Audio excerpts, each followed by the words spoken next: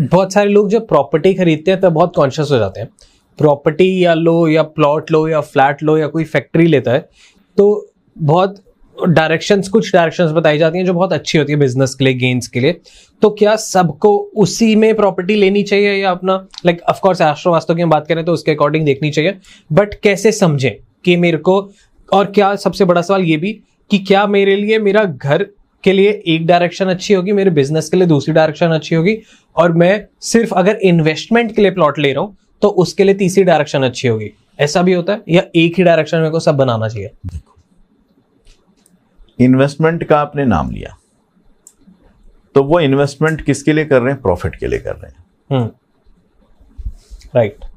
तो जो जिस दिशा में हम प्रॉफिट कर रहे हैं तो प्रॉफिट की दिशा भी है जी। वास्तु की बात करूं तो गेन एंड प्रॉफिट, लेकिन उसकी ग्रोथ 10th बॉक्स ग्रोथ देता है। तो 10th बॉक्स में कौन सी राशि है, उस राशि की कौन सी दिशा है, उस दिशा में जाके उस दिशा का प्लॉट लेंगे तो ग्रोथ देगा। मैंने सिर्फ आपको 2 से 3 चीजें बोली हैं। 4th बॉक्स फेसिंग अगर वहां पॉजिटिव है, N3 N4 4th बॉक्स में है, मतलब N3 N4 अगर 4th बॉक्स में आ गया, किसी में N3 भी आएगा, किसी में 4 भी आएगा तो बेस्ट। ठीक है। उसके बाद 6 8 12 को छोड़ दें। 6ठे बॉक्स में जो भी राशि जो दिशा आई उससे रिलेटेड ना तो फैक्ट्री की लेनी, ना घर की लेनी, ना शोरूम की लेनी, कोई एंट्रेंस नहीं लेनी। ओके। अगर ले लिया तो कुछ नहीं होने वाला, उसका भी वास्तु में इलाज नहीं है। N3 N4 की एंट्री ले ली, अगर वही 6 या 3 नंबर राशि किसी के 6th बॉक्स में है तो वास्तु में उसका इलाज नहीं है, वो एंट्री बंद ही करनी पड़ेगी। ऐसे ही 8th में आएंगे, ऐसे ही 12th बॉक्स में आएंगे। अगर पॉजिटिव भी एंट्री होगी और वो इन बॉक्स में प्लेस होगी तो उसको वास्तु में रिजल्ट नहीं आएगा।